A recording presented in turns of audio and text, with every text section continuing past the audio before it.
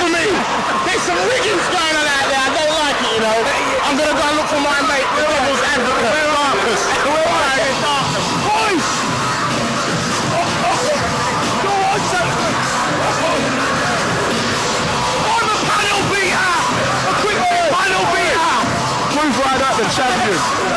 Reigning champions, reigning champions. Reigning champions. I'm a panel beater! A quick fit panel beater! God is roasting, you ain't with his shit today. Reigning champions. No reigning champions! Look like you, Bank! Getting bust up! There's no losers in this game, you know. There's no winners and losers. Tear it out. Right? Yeah, man. Let's do this, man. Rubbish!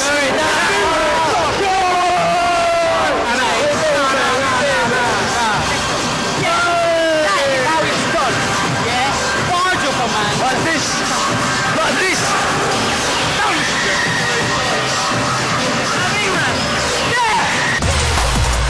Just for you heads, we're abstracting it. Abstract it from the metal, hardcore design. Roll the instrumental. We abstract it from the metal.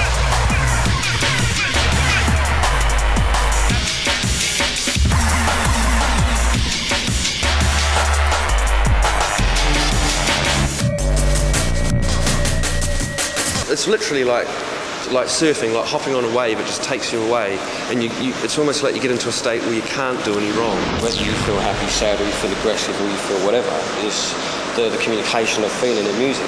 So therefore, we don't have to necessarily lay down, verses and choruses of repeatedly saying the same thing. We can sort of make the listener use their imagination more.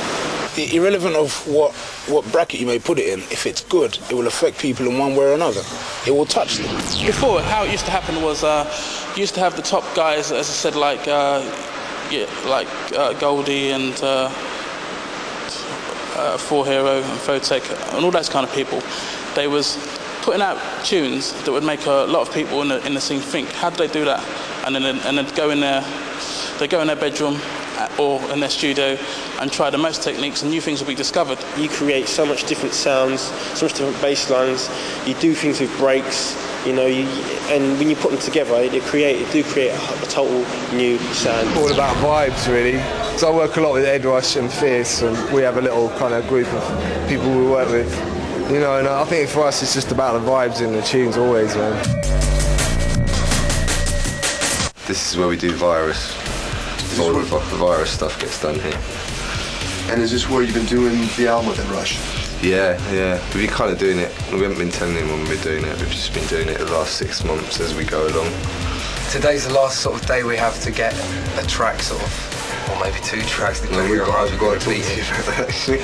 So yeah, today's the final day we have to get any new material done for the album.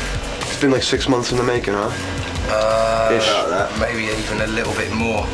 But we sort of made it without even realising, we just came in this room once a week and sort of made a track a week, and now we've got a build-up of material, so it makes sense really to put it all out at once. This is what I call the heart of the studio, the sampler, the EMI sampler.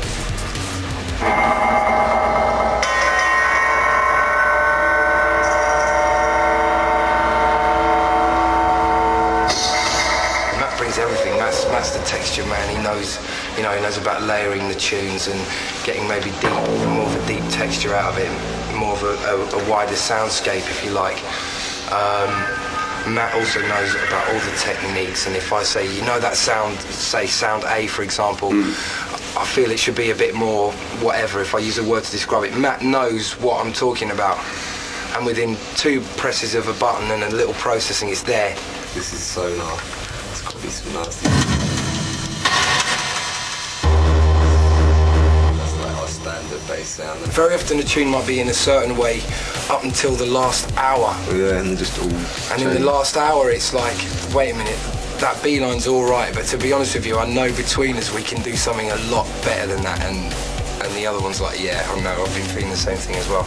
So very often it's even, even in the last half an hour of making the tune, that can shape the whole thing.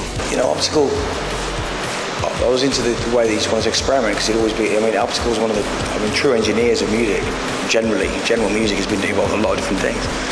It was good that he focused on drum and bass as his forte. know that Matt Optical is like pretty much inundated with remixes, and he's got his own album projects. Him and Everest have got a Virus project coming out, and all the 12s he does. I mean, that guy is 24/7 in the studio.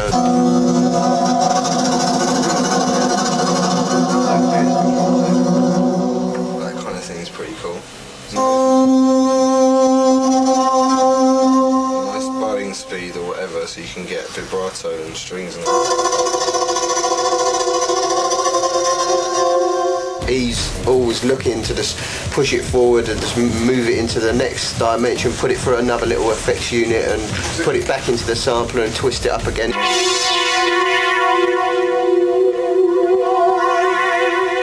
what they call our scary strings on this thing, really. I don't like to sample other people, so this is a whole album here. We should be coming back in a minute. There you go. As time goes on and we're making the track, it kind of shapes then. It's a sort of a sort of piece it together as we go along job, really. So this should be the track, hopefully.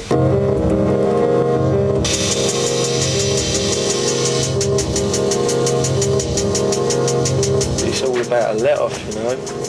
I mean, I think people's true character comes out in the music when you hear something like somebody could be quiet, but like not outgoing and loud spoken and that, but in their music they express themselves properly.